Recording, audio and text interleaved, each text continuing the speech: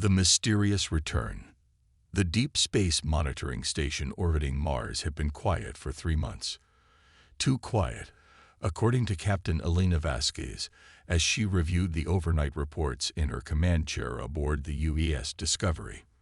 The silence from the outer rim colonies had been unsettling enough, but when the automated distress beacons started going offline one by one, Earth Command knew something was terribly wrong. Elena stood at the observation deck, watching the red planet slowly rotate below them. Her dark eyes reflected years of space combat experience, and the small scar above her left eyebrow told stories of battles fought in the name of human expansion. At 42, she had seen humanity grow from a single planet species to masters of 12 star systems. But today felt different.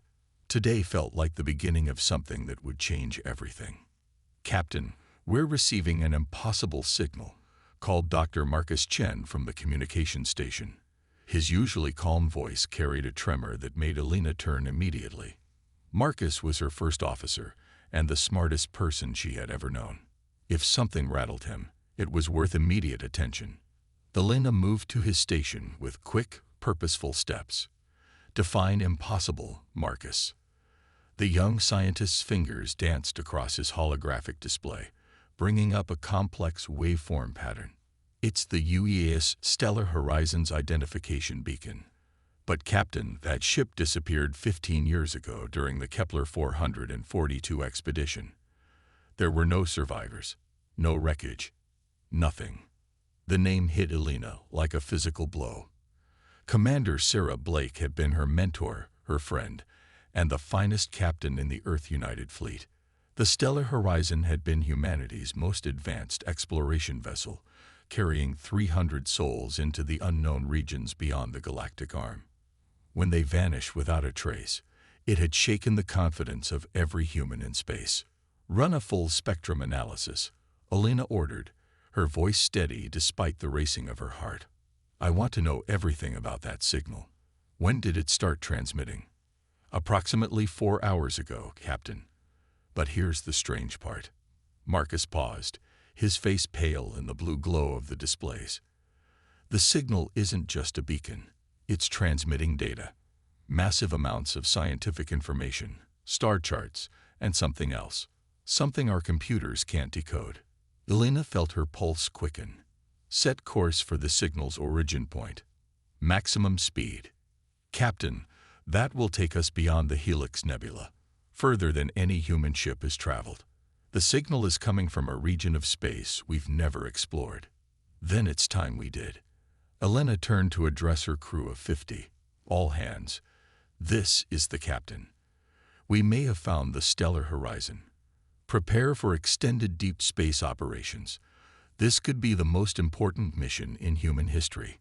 The Discovery jumped to faster than light travel, its advanced quantum drive pushing them through the fabric of space toward coordinates that should have been empty. But as they traveled, the signals grew stronger and the data more complex. Dr. Chen worked tirelessly to decode the transmissions, his team taking shifts around the clock.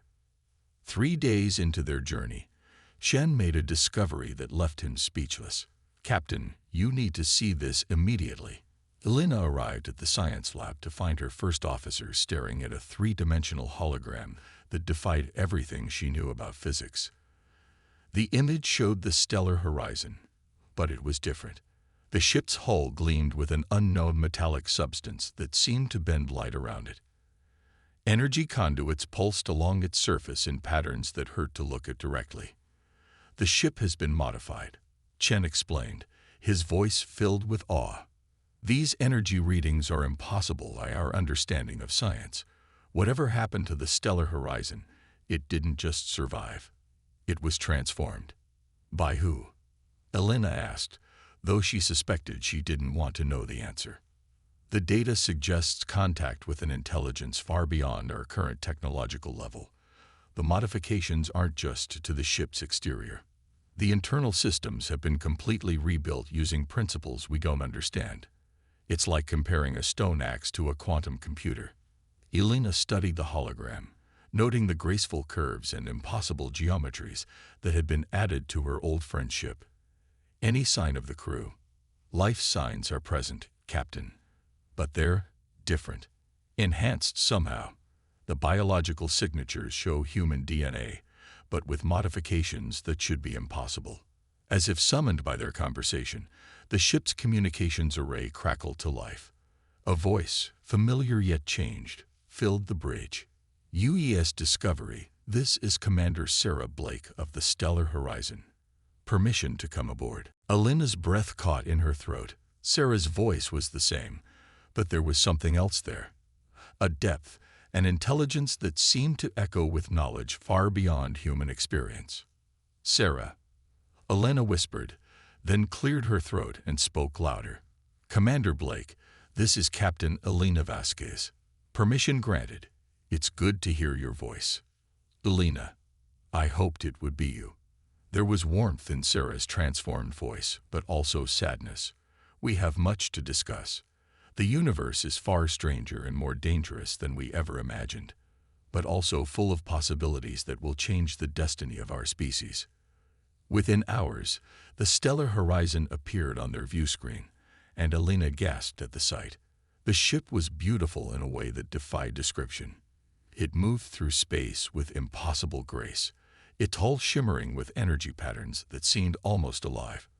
Alongside it flew a dozen smaller vessels of clearly alien design, their crystalline structures catching and refracting the light of distant stars. Captain, Chen reported, his voice tight with excitement and fear, the alien vessels are scanning us, but their technology is so advanced our sensors can barely detect them. It's like they're operating in dimensions we can't perceive. The docking procedure was unlike anything Elena had ever experienced. The Stellar Horizon's docking bay had been transformed into something that belonged more in an art gallery than a spaceship. Geometric patterns of light guided the Discovery shuttle to a perfect landing, and as the airlock cycled, Elena felt as though she was about to step into a dream. Sarah Blake stood waiting for them, and Elena's heart nearly stopped. Her old mentor looked exactly as she had 15 years ago, but her eyes now held depths that seemed to contain the wisdom of ages. She wore a uniform that appeared to be made of living light, shifting and flowing with her movements. "Welcome aboard the Stellar Horizon," Sarah said, embracing Elena warmly. "Though I should warn you, it's not quite the ship you remember." As they walked through the corridors, Elena marveled at the changes. The walls themselves seemed alive, pulsing gently with soft light. The air felt different, charged with an energy that made her skin tingle. Plants grew in impossible spirals along the ceiling, their leaves shifting through colors that had no names. "What happened to you out there?" Elena asked, unable to keep the awe from her voice. Sarah's expression grew serious. "We found something, Elena. Or rather, something found us. They call themselves the Architects, and they've been watching humanity's development for thousands of years. When we reached the edge of their territory, they decided we were ready for the next step in our evolution. They entered what had once been the Stellar Horizons Bridge, but was now a command center that seemed to exist in multiple dimensions simultaneously. Elena could see her reflection in surfaces that weren't there, and equations floated in the air, solving themselves as she watched. "The Architects are ancient beyond measure," Sarah continued. "They've guided dozens of species through the transition from planetary civilization to cosmic consciousness, but they've never encountered a species quite like humanity." "What makes us special?" Elena asked, though part of her already knew the answer. "Our stubborn refusal to give up, our ability to adapt and overcome any obstacle, our incredible diversity of thought and approach to problems. The Architects have been studying us, and they believe humanity has the potential to become something extraordinary." Sarah gestured to the impossible technology surrounding them. "This is just the beginning. The knowledge they shared with us could revolutionize everything. Energy sources that could power our civilization for millennia. Medical technology that could eliminate disease and extend human life indefinitely. Faster-than-light communication that would allow instant contact across the galaxy." Elena felt her head spinning with the implications. "But there's a catch, isn't there?" Sarah's expression darkened. "There always is, The Zephyrian Council, a coalition of older galactic civilizations, believes humanity is advancing too quickly. They see us as a threat to the established order. They're mobilizing to stop us from receiving the Architect's gifts. How long do we have? Days, perhaps hours. The Zephyrians have weapons that could sterilize every human world simultaneously, but they're also bound by galactic law. They can't act against us directly unless we're deemed an immediate threat to galactic stability. Elena studied the alien technology around her, understanding beginning to dawn. And accepting this knowledge would make us exactly that threat. Yes, but Elena, if we don't take this step, humanity will remain trapped in our current limitations. We'll never explore beyond our local cluster of stars. We'll never become the species we have the potential to be. As if summoned by their conversation, the bridge filled with a presence that was both alien and somehow familiar. The architects didn't have physical form as humans understood it, but Elena could sense their vast intelligence, their patience, and their genuine affection for humanity. Through Sarah, they spoke. Captain Vasquez, your species stands at a crossroads. The choice you make in the coming hours will determine the future of all human life. We offer knowledge freely given, but it comes with great responsibility and greater danger. Elena felt the weight of the decision settling on her shoulders. The fate of humanity hung in the balance, and somehow, impossibly, it had fallen to her to help decide their destiny. She looked at Sarah, seeing her old friend, but also seeing the transformed being she had become, and realized that whatever choice they made, nothing would ever be the same again. The forbidden knowledge. The weight of the decision pressed down on Elena like the gravity of a neutron star. Around her, the transformed bridge of the stellar horizon hummed with technologies that could lift humanity to godlike status or mark them for extinction. She studied Sarah's face, seeing both her old friend and something far more complex than any human had ever been. "Show me everything," Elena said finally. "If I'm going to make this choice for our species, I need to understand exactly what we're dealing with." Sarah nodded, placing her hand on a crystalline control surface that responded to her touch with cascades of light. The bridge around them dissolved, replaced by a holographic representation of the galaxy itself. Elena gasped as she found herself floating among billions of stars, each one tagged with information about the civilizations it contained. "This is what the architects see," Sarah explained, her voice echoing strangely in the vast space. 43,000 intelligent species currently exist in this galaxy alone. Of those, only 700 have achieved true interstellar civilization. The rest remain trapped on their homeworlds or in their local systems, limited by the same barriers that have held humanity back. The display zoomed in on a cluster of red-tagged star systems. The Zephyrian Council controls nearly a quarter of the galaxy. They've maintained their dominance for over 50,000 years by ensuring that younger species never advance beyond a certain technological threshold. They call it maintaining galactic stability. Elena watched as the display showed the rise and fall of civilizations, species that had been systematically limited or destroyed when they grew too powerful. How many species have they eliminated? Thousands, but always indirectly, always with plausible justification. A plague that coincidentally targets aggressive species. Pirates that happen to destroy the most innovative colonies. Natural disasters that strike just as a species develops dangerous technologies. The display shifted to show Earth and its colonies, and Elena's blood ran cold as she saw the pattern of recent disasters. The failure of the Mars terraforming project, the mysterious plague that had swept through the outer rim colonies, the pirate attacks that had specifically targeted humanity's most advanced research facilities. "They've already started," she whispered. "Yes. But they've underestimated human resilience. Every setback has only made us more determined. Every attack has taught us new ways to survive and adapt. The architects have been watching, and they believe humanity is the first species in their experience that might actually be able to resist Zephyrian control." Dr. Chen's voice crackled through Elena's communicator. Captain, we're detecting massive energy signatures approaching our position. Multiple vessels, configuration unknown. Elena felt her stomach drop. The Zephyrians. Sarah's expression grew grim. Faster than expected. They must have been monitoring for signs of architect intervention. She touched the control surface again, and the holographic galaxy was replaced by tactical displays showing the approaching fleet. 12 Zephyrian warships, each one capable of sterilizing a planet. Can we fight them? The Stellar Horizon could with its new capabilities, but destroying Zephyrian ships would prove their point about humanity being too dangerous. It would justify a full-scale intervention against all human worlds. Elena stared at the tactical display, her mind racing through options. What if we run? Take the knowledge and scatter across the galaxy. They'd hunt us down eventually. The Zephyrians are patient, but they're also thorough. No, there's only one way humanity can survive this. Sarah turned to face Elena directly.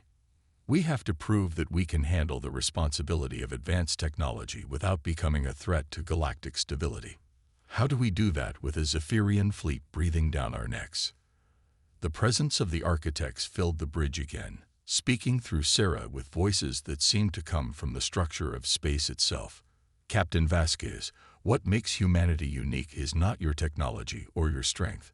It is your ability to find solutions that others cannot conceive. The test before you has been faced by no other species in exactly this way. Elena closed her eyes, thinking of the millions of humans across dozens of worlds, all depending on decisions made in this moment. When she opened them again, her gaze was steady and determined. Sarah, can you give me a direct communication link to the Zephyrian fleet? Elena, what are you planning? Something that will either save humanity or ensure we go down as the most spectacular failure in galactic history. Within minutes, the main screen showed the bridge of the Lid Zephyrian vessel. The alien commander was tall and graceful, with skin that shifted through metallic hues and eyes like liquid mercury. When it spoke, its voice carried the authority of millennia. Human vessel, you will cease all interaction with the architect construct and submit to inspection. Your species has violated the galactic stability protocols by accepting technologies beyond your developmental level. Elena stepped forward, every inch the confident starship captain. Commander, I am Captain Elena Vasquez of the United Earth Fleet. I'm prepared to offer you something no other species has, a voluntary demonstration of human responsibility. The Zephyrian's head tilted, a gesture that somehow conveyed both curiosity and skepticism. Explain. Instead of taking the architect knowledge for ourselves, we're prepared to share it. Not just with humanity, but with every species in the galaxy that's ready to advance. We'll become the custodians of this technology, ensuring it's used responsibly and never for conquest or domination. A sound that might have been laughter came from the Zephyrian commander. Impossible. No species has ever willingly shared such advantages. Your proposal is either naive beyond measure or a deception. Then let us prove it. Helena gestured to Sarah.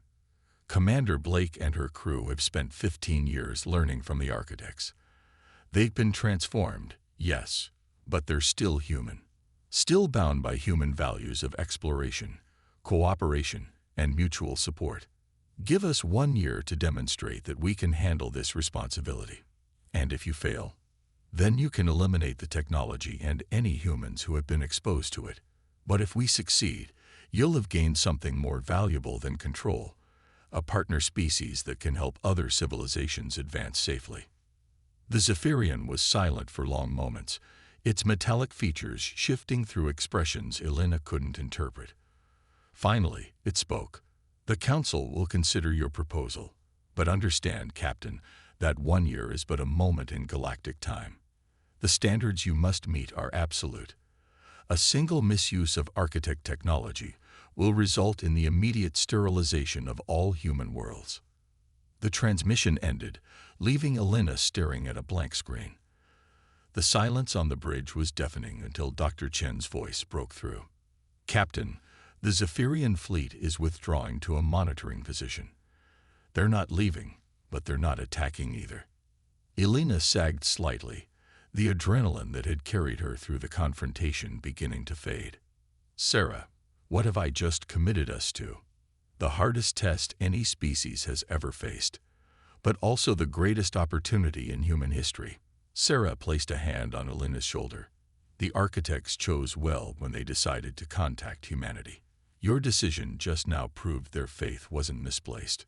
Over the following days, as the Discovery and the Stellar Horizon began their journey back to human space, Elena worked with Sarah and the architects to develop a plan that seemed impossible even by the standards of the past week. They would establish the first Galactic Knowledge Institute, a joint venture between humanity and the architects that would evaluate other species' readiness for technological advancement.